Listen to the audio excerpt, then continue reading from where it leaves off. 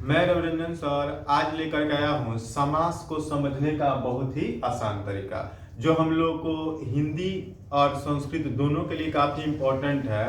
वो टॉपिक क्या है? समास। इसको हम लोग खूब बढ़िया से देखेंगे लोग। यदि अभी तक आप लोग मेरे चैनल को सब्सक्राइब नहीं किए हैं तो चैनल को सब्सक्राइब कर लें, वीडियो को देखें, यदि अच्छा लगे तो लाइक करें, शेयर करें। तो चलिए आज हम लोग देखते हैं समास क्या होता है। तो देखेंगे लोग, संस्कृत में इसका डिफिनीशन आता है एक पदी भाव समास। समास का एक संस्कृत का डिफिनीशन आता है एक पदी भाव समास। यहां पर ध्यान देंगे लोग, एक पदी भाव समास। समास का यह संस्कृत का डिफिनीशन है एक पदी भाव समास। माने दो या अधिक पदों का एक पद हो जाना ही क्या कहलाता है? समास कहलाता है। दो या अधिक पदों का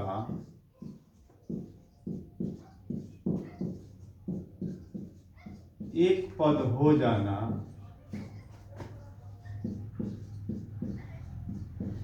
समास कहलाता है।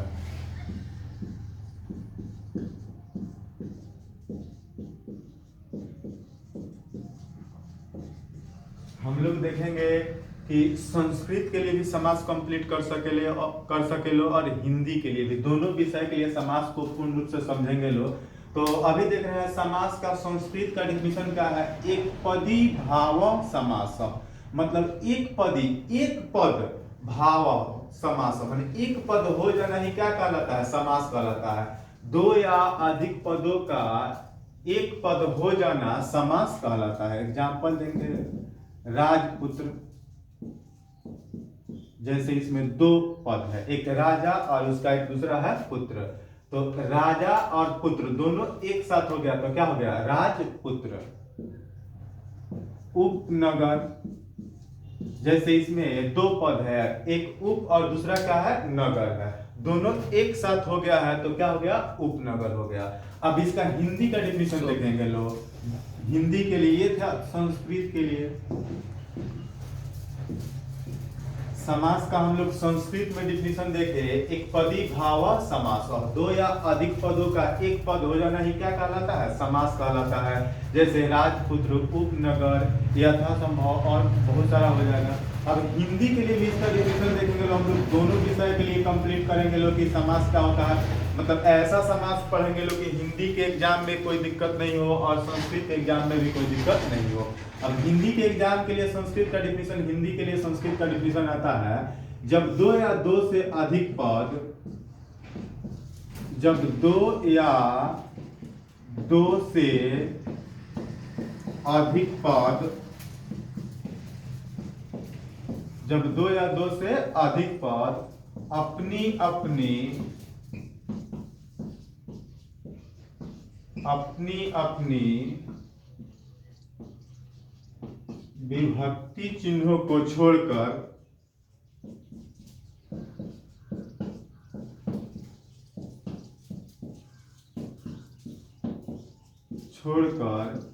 एक साथ मिल जाते हैं, एक साथ मिल जाते हैं, उसे समास कहते हैं। यहां पर हम लोग हिंदी के लिए डिफिनीशन देखे, जब दो या दो से अधिक पद अपनी अपनी विभक्ति चिन्हों को छोड़कर एक साथ मिल जाते हैं उसे समास कहते हैं। इसका एग्जांपल देखेंगे, जैसे यहाँ पर सुनिए, राजा का पुत्र, राजा का पुत्र। तो हम लोग कभी विभक्ति और उसका चिन्ह देखे हुए, कर्ता ने कर्म को, करण से, संप्रदान को के लिए, अपादान से, संबंध का की के। तो का की के, में से, पर, यही सब क्या होता है? विभक्ति चिन्ह होता है। तो पढ़े, जब दो या दो से अधिक पद अपनी अपनी विभक्ति चिन्हों को छोड़कर एक साथ मिल जाते हैं, जैसे राजा का पुत्र। तो इसमें का क्या है? विभक्ति चिन्ह है। तो ये का को छोड़ करके एक साथ मिल जाएंगे क्या? राजपुत्र, राजपुत्र। तो यही क्या हुआ? समास हो गया। तो हमें जहां तक ज्ञात हो रहा है कि समास, आप लोग समास का परिभाषा समझ चुके होंगे। दोनों ही सब्जेक्ट के लिए, संस्कृत के लिए और हिंदी के लिए। तो एक बार और रिवीजन दे रहे हैं। समाज का संस्कृत में डिफिनीशन है एक पदी भाव समास, मतलब दो या दो से अधिक पदों का एक पद हो जाना ही क्या कहलाता है, समास कहलाता है। हिंदी के लिए डिफिनीशन देखिए, जब दो या दो से अधिक पद अपनी अपनी विभक्ति चिन्हों को छोड़कर एक साथ मिल जाते हैं उसे क्या कहते हैं, समास कहते हैं। जैसे राजा का पुत्र, तो इसमें का विभक्ति चिन्ह है, का हट गया, राजपुत्र आ गया, तो यही क्या है। अब इसमें दो पॉइंट जानेंगे। समास में समस्त पद का विग्रह होता है। समास में पहले ही जानेंगे, समास में दो पद मिलते हैं, समास में दो पद मिलते हैं। अब ये मैं बता रहा हूं ताकि जब कभी हम लोग हिंदी का एग्जाम देते हैं तो उसमें आ जाता है संधि और समास में अंतर स्पष्ट करें। तो यहाँ पर देखेंगे समास में दो पद मिलते हैं, वैसे ही देखें तो संधि में क्या होता है, तो दो वर्ण मिलते हैं, और समास में क्या होता है, तो दो पद मिलते हैं। फिर देखेंगे तो समास में समस्त पद का, समास में समस्त पद का विग्रह होता है। मतलब समझेंगे, समास जो है, समास में समस्त पद का विग्रह होगा। जैसे राजपुत्र होगा तो इसका क्या करेंगे, विग्रह करेंगे। उपनगर होगा तो इसका क्या करेंगे, विग्रह करेंगे। और संधि के लिए था कि संधि में समस्त पद का क्या किया जाता है, संधि विच्छेद किया जाता है, और यहाँ पर क्या किया जाता है, विग्रह किया जाता है। तो ये सब मालूम रहेगा तो हम लोग संधि और समास में अंतर भी स्पष्ट कर सकते हैं। तो यहाँ तक हम लोग मालूम किए। इसके बाद हम लोग देखना है समास के भेद। अब सभी समास के भेद को देखेंगे लोग। तो समास के मुख्य रूप से चार भेद होते हैं। यहाँ पर ध्यान देंगे लोग, सभी भेद को हम लोग पढ़ेंगे। तो समास के मुख्य कितने भेद होते हैं, चार भेद होते हैं। कौन कौन, तो अव्ययी भाव समास, तत्पुरुष समास, द्वंद्व समास, बहुब्रीहि समास, ये है समास के मुख्य भेद। तो यहाँ पर देखेंगे लोग, समास के मुख्य चार भेद होते हैं। समास के मुख्य चार भेद होते हैं। समास के मुख्य कितने भेद होते हैं, चार। और पहला क्या है देखेंगे लोग, तो अव्ययी भाव समास, अव्ययी भाव समास। दूसरा भेद जो है तत्पुरुष समास, तत्पुरुष समास। तीसरा भेद जो है द्वंद्व समास।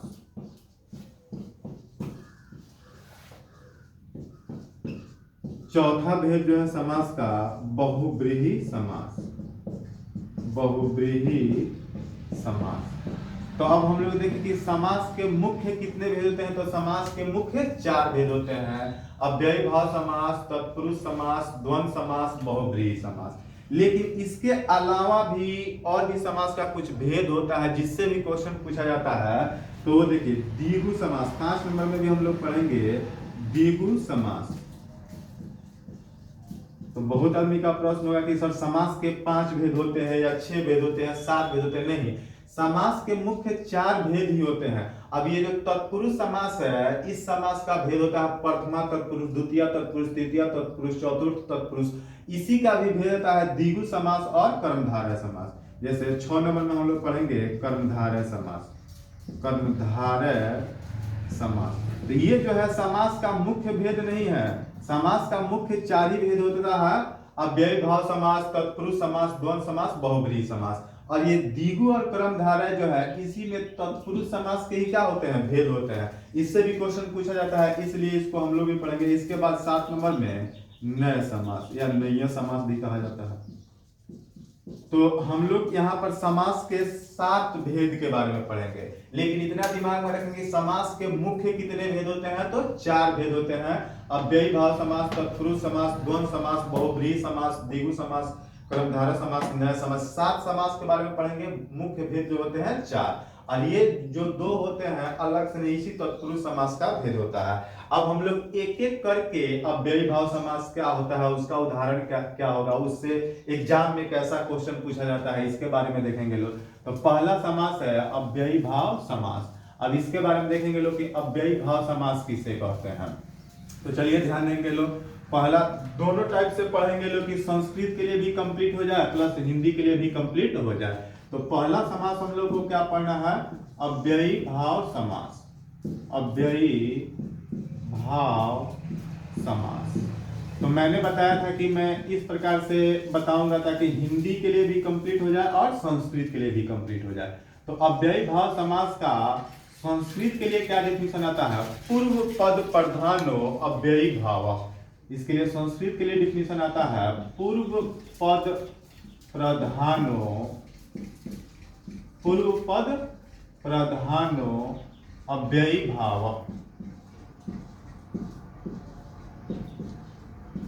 पूर्व पद प्रधानो अव्ययी भाव। इसका मतलब देखिए, पूर्व का मतलब क्या होता है, पहले वाला। पद का मतलब क्या हो गया, पद। और प्रधानों का मतलब प्रधान है। और अव्ययी भाव मतलब वो क्या है, अव्ययी भाव है। मतलब जिस समास का पहला पद प्रधान हो, पूर्व पद प्रधानो अव्ययी भाव। मतलब इसका हिंदी के लिए डिफिनेशन आ जाएगा, जिस समास का पहला पद प्रधान हो, पहला पद प्रधान हो, जिस समास का पहला पद प्रधान हो उसे अव्ययी भाव समास कहते हैं। अव्ययी भाव समास कहते हैं। ध्यान देंगे लोग, यहां पर हम लोग डिफिनेशन क्या देखे, पहला जो समास का भेद है उसका नाम है अव्ययी भाव समास। तो संस्कृत के लिए डिफिनेशन आता है पूर्व पद प्रधानो अव्ययी भाव। एक बार और समझेंगे, पूर्व मतलब पहले वाला, पद मतलब क्या हो गया, पद, प्रधानो मतलब प्रधान, अव्ययी भाव मतलब अव्ययी भाव। मतलब जिस समास का पहला पद प्रधान हो उसे अव्ययी भाव समास कहते हैं। या एक और डिफिनेशन हिंदी के लिए बोला जाता है, जिस समास का पहला पद अव्यय हो, अव्ययी भाव अव्यय हो उसे भी अव्ययी भाव समास कहते हैं। जैसे यहाँ पर देखेंगे लोग, इसके एग्जाम्पल में देखेंगे लोग। एग्जाम्पल बहुत दिमाग में रखना है, क्योंकि हम लोगों से जो एग्जाम होता है, एग्जाम में क्वेश्चन पूछा जाता है कि कोई शब्द दे देगा और पूछेगा कौन सा समास है। तो एग्जाम्पल दिमाग में जरूर रखना है, डिफिनेशन के साथ साथ एग्जाम्पल भी दिमाग। जैसे यहाँ पर देखेंगे लोग, उपनगर। उपनगर, उपनगर का मतलब होता है नगर के समीप।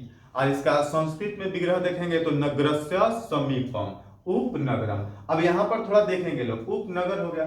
यहाँ पर एक और देख लें, उप मुखिया लिख लीजिए, उप मुखिया। अब थोड़ा यहाँ पर देखेंगे लोग कि पहले वाले पद का प्रधानता है कि बाद वाले पद का प्रधानता है। तो इसके लिए मैं बता रहा हूं, देखिए यहाँ पर क्या लिखा गया है, उप मुखिया। तो इसमें दो पद है, एक उप है और दूसरा मुखिया है। तो अब देखिए, मान लीजिए कि एक सम्मेलन बैठा हुआ है जिसमें मुखिया है, सरपंच है, उप मुखिया, सभी लोग हैं। और जैसे ही बोला जाएगा कि उप मुखिया आइए और अपने बात को व्यक्त कीजिए, तो उसमें मुखिया जी आएंगे या मुखिया के जो समीप उप है वो आएंगे।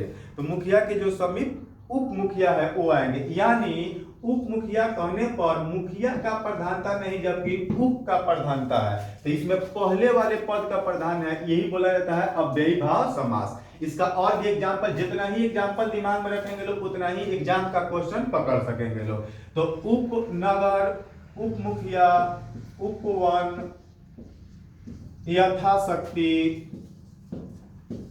यथाशक्ति, प्रतिदिन, प्रत्येक, अनुरूप,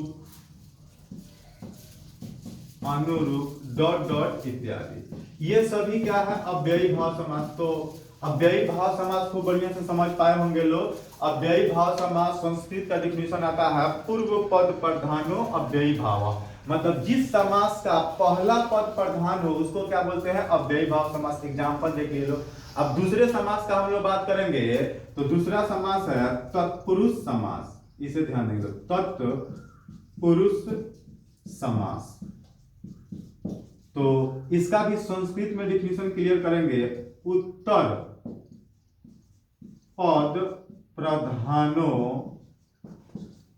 उत्तर पद प्रधानो तत्पुरुष, उत्तर पद प्रधानो तत्पुरुष। अब इसका डिफिनेशन देखेंगे लोग। उत्तर का मतलब होता है बाद वाला, उत्तर का मतलब होता है बाद वाला, पद का मतलब पद, प्रधानों का मतलब प्रधान, और तत्पुरुष का मतलब तत्पुरुष। मतलब इसका डिफिनेशन आएगा जिस समास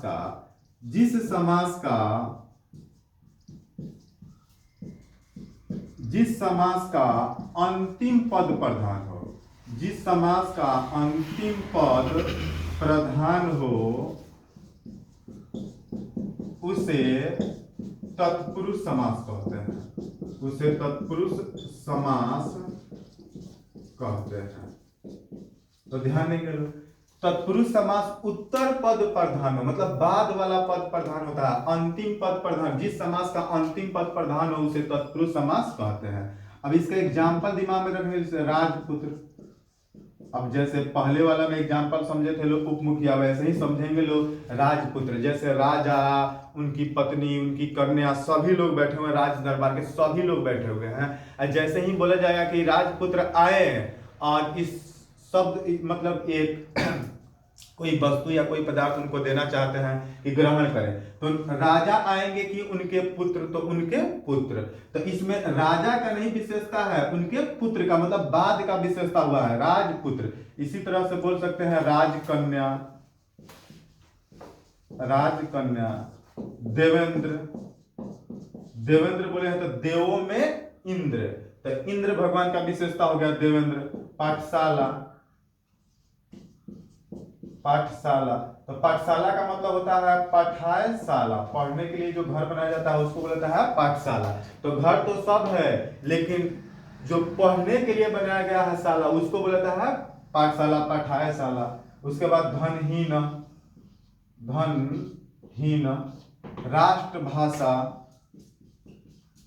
राष्ट्रभाषा, देवभाषा, इस टाइप का यह सब एग्जाम्पल हुआ। तो दो समास हम लोग पढ़े। अव्ययी भाव समास जिसका पहला पद प्रधान हो, तत्पुरुष समास जिसका अंतिम पद प्रधान हो, और ये दो समास समझे लो। अब इसके बाद हम लोग 3 नंबर में देखेंगे लो द्वंद्व समास। 3 नंबर जो समास था, समास के मुख्य कितने भेद होते थे? 4, चारों को देखेंगे लो। फिर उसके बाद अन्य समास भी 3 देखेंगे जो एग्जाम के लिए काफी इंपॉर्टेंट होता है। तो ये तत्पुरुष समास देख लो, तत्पुरुष समास के बाद देखेंगे लो 3 नंबर में द्वंद्व समास।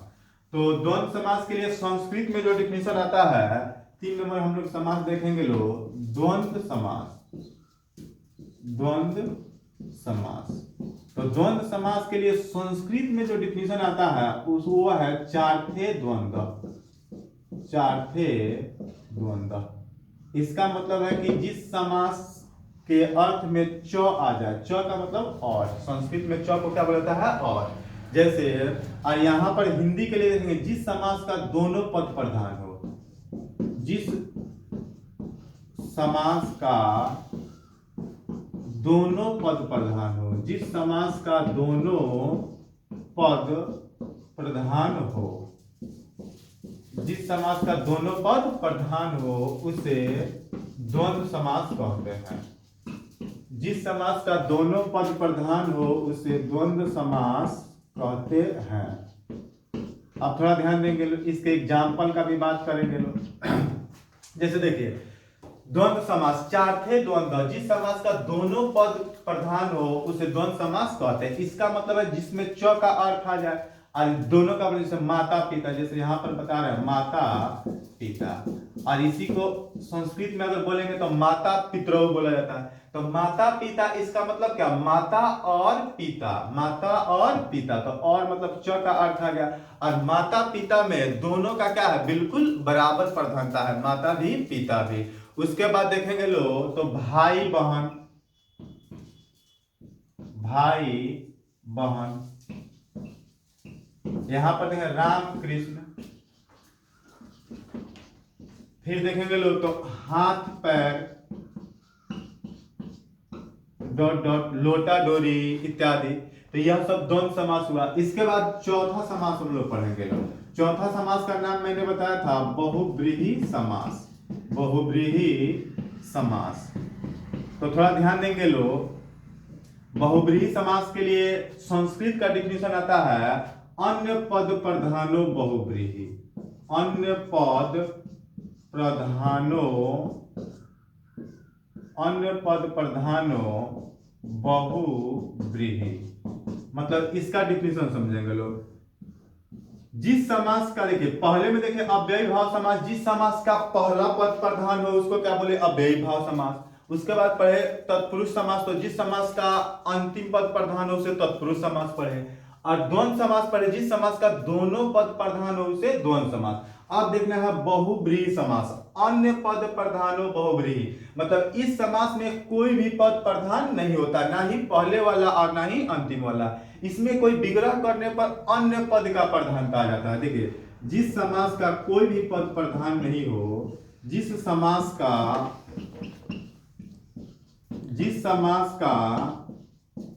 कोई भी पद प्रधान नहीं हो,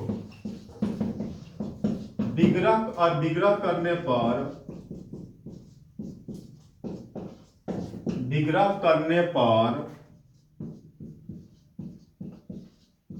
अन्य पद की प्रधानता हो उसे बहुब्रीहि समास कहते हैं, उसे बहुब्रीहि समास कहते हैं। थोड़ा ध्यान देंगे, जिस समास का कोई भी पद प्रधान नहीं हो और विग्रह करने पर अन्य पद की प्रधानता हो जाती है उसी को बोलते हैं बहुब्रीहि समास। इसके एग्जांपल में समझेंगे लंबोदर। क्या लिखे लंबोदर, तो लंबोदर का मतलब कि जिसका पेट लंबा हो, लंबा उदर हो, उसी को क्या बोलेंगे लंबोदर। अर्थात यहाँ पर ना लंबा का विशेषता है ना उदर का विशेषता है, यहाँ पर अलग से आ जा रहे हैं कौन गणेश भगवान। इसमें आ जाता है चक्रपाणी, इसका मतलब जिसका हाथ में चक्र हो, अर्थात कौन विष्णु भगवान चले आते हैं। तो ना चक्र का विशेषता है ना ही हाथ का या पानी का विशेषता है। यहां पर हो जाता है बीड़ा पाणी, तो इसमें क्या है बीड़ा पाणी मतलब ना बीड़ा का विशेषता है ना ही पाणी का, इसमें सरस्वती जी आ रहे। नीलकंठ, नीलकंठ यानी कौन शंकर भगवान हो गए। तो यह बहुब्रीहि समास था, इसमें ना ही पहले पद का ना ही अंत किसी भी पद का प्रधानता नहीं है, विग्रह करने पर कोई अन्य पद प्रधान हो जाता है, ये क्या होता है बहुब्रीहि समास। तो समास के मुख्य 4 भेद को हम लोग समझ पाए लो। अब कुछ अन्य समास भी पढ़ना है जो एग्जाम के लिए काफी इंपॉर्टेंट है, जैसे द्विगु समास, कर्मधारय समास और नय समास। तो 5वां समास हम लोग पढ़ेंगे लो द्विगु समास।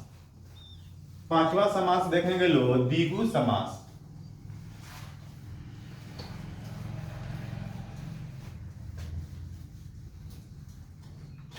अब 5वां समास देख रहे हैं लोग द्विगु समास, जो काफी इंपॉर्टेंट है एग्जाम के लिए। काफी क्वेश्चन द्विगु समास से पूछे जाते हैं, जो कि समास का मुख्य भेद नहीं है, ये तत्पुरुष समास का ही क्या है भेद है। तो द्विगु समास का संस्कृत का डिफिनेशन आता है संख्या पूर्वो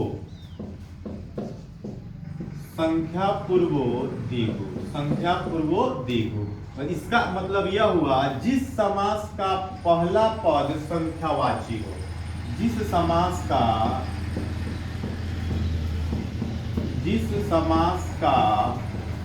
पहला पद संख्यावाची हो, जिस समास का पहला पद संख्यावाची हो उसे द्विगु समास कहते हैं, उसे द्विगु समास कहते हैं।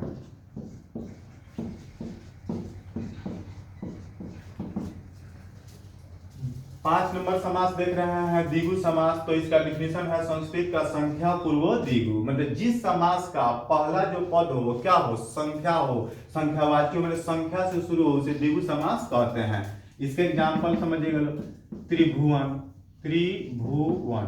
तो यहाँ पर क्या है त्रि मतलब क्या है 3, तो इसीलिए क्या हो गया द्विगु समास। त्रिलोकी, त्रिलोकी। इसके बाद देखेंगे पंचवटी, पंचपात्रम, नवरत्न। तो ये सब क्या है द्विगु समास है, क्योंकि इसमें पहला पद जो है क्या है संख्यावाची है, संख्या से शुरू है। त्रि, पंच, पंच, नौ, इस तरह से। इसके बाद देखेंगे लोग 6 नंबर समास कर्मधारय समास। कर्मधारय समास। तो ये भी क्या है, तत्पुरुष समास का ही एक भेद है। यह तत्पुरुष समास जैसा ही है, लेकिन यह विशेषण और विशेष्य का समास होता है। तत्पुरुष कर्मधारय समास का डिफिनीशन है, यह विशेषण और विशेष्य, यह विशेषण और विशेष्य का समास होता है। यह विशेषण और विशेष्य का समास होता है। इसके एग्जांपल में समझेंगे लोग, पुरुषोत्तम। पुरुषोत्तम अब देखेंगे लोग, पुरुषोत्तम, पुरुषों में उत्तम। यहाँ पर एक क्या है, विशेषता आ गया है उत्तम। यहाँ पर देखेंगे शीतल छाया। शीतल छाया, छाया तो सभी है, लेकिन शीतल छाया मतलब ठंडा वाला छाया।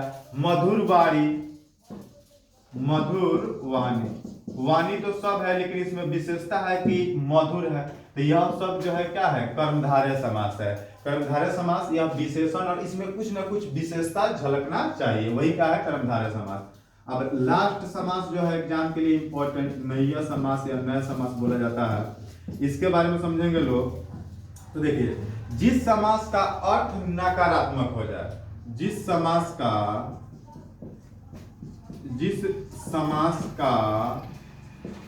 अर्थ नकारात्मक हो, जिस समास का अर्थ नकारात्मक हो उसे नया समास या नया समास कहते हैं। मतलब इसमें न का अर्थ आ जाएगा। जैसे देखेंगे इसका एग्जांपल समझेंगे लोग, अस्वस्थ। अस्वस्थ मतलब जो स्वस्थ नहीं है उसको क्या बोलेंगे, अस्वस्थ। अनुपस्थित, अनुपस्थित, जो उपस्थित नहीं है उसको क्या बोलेंगे, अनुपस्थित। उसके बाद बोलेंगे अधर्म, जो धर्म के साथ नहीं है वो क्या है, अधर्म है। तो इस तरह से हम लोग सातों समास को देखे। एक बार रिवीजन में करा दे रहा हूं, और कुछ समास का मैं विग्रह कैसे किया था वो भी मैं बता दे रहा हूं, मौखिक रूप में, लिखित रूप में नहीं बताऊंगा। लिखित रूप में तो मैंने सब बताया। तो एक बार और भी रिवीजन करा दे रहे हैं। हम लोग देखे आज कौन सा टॉपिक, समास। तो उसमें देखे लो, एक पदी भाव समास, दो या अधिक पदों का एक पद हो जाना ही क्या कहलाता है, समास कहलाता है। यह समास किससे कहते हैं, तो जब दो या दो से अधिक समासिक पद अपनी अपनी विभक्ति चिन्हों को छोड़कर एक साथ मिल जाते हैं, उसी को क्या बोलते हैं, समास कहते हैं। इसके बाद हम यह देखने का कोशिश किए कि संधि और समास में अंतर पूछ देता है। तो समास में क्या होते हैं, दो पद मिलते हैं। समास में समस्त पद का क्या किया जाता है, विग्रह किया जाता है।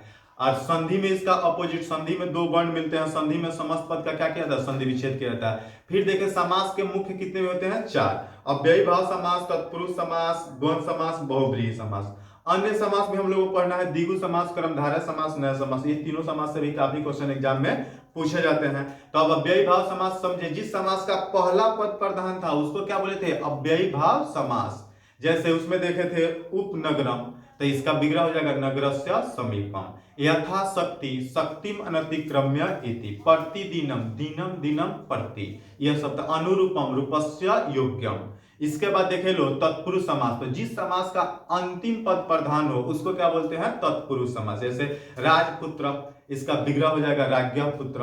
राजकन्या, राज्ञ कन्या। देशभक्ति, देशाय भक्ति। धनहीन, धनेनहीन, यह सब था। उसके बाद देखे लो द्वंद्व समास। तो जिस समास का दोनों पद प्रधान हो उसको क्या बोलते हैं, द्वंद्व समास। जैसे माता पिता, भाई बहन, लोटा डोरी, हाथ पैर। तो इसमें संस्कृत में आ जाता है राम कृष्णौ, रामः च कृष्णः च। माता पितरौ, माता च पिता च। दंपति, जया च पति च। यह सब था द्वंद्व समास। इसके बाद देखे थे बहुब्रीहि समास। तो जिस समास का कोई भी पद प्रधान नहीं हो, विग्रह करने पर कोई अन्य पद प्रधान हो जाए। जैसे लंबोदरः मतलब लंबम उद्रम यश स, अर्थात क्या हो जाएंगे, गणेश। पीताम्बरः, पीतम अम्बरम यश स। इसके बाद चक्रपाणी, चक्रपाणो यश स। तो ये सब था कौन सा, बहुब्रीहि समास। उसके बाद हम लोग देखे लो द्विगु समास। तो संख्या पूर्व द्विगु, जिस समास का पूर्व पद संख्यावाची, जैसे त्रिभुवनम, त्रया नाम भुवना नाम समाहार। त्रिलोकी, त्रया नाम लोका नाम समाहार। पंचवटी, पंचा नाम वटा नाम समाहार। पंचपात्रम, पंचा नाम पात्रा नाम समाहार, तो ये था द्विगु समास। उसके बाद क्रमधारय समास जो होता है विशेष विशेषण और विशेष्य का समास होता है। नए समास तो जिसका अर्थ नकारात्मक हो उसे नए समास कहते हैं। यदि यह वीडियो आप लोग को अच्छा लगे, यदि समास समझ में आया हो तो मेरे वीडियो को लाइक करें, शेयर करें, कमेंट करें। चैनल सब्सक्राइब नहीं किया है तो चैनल सब्सक्राइब कर लें।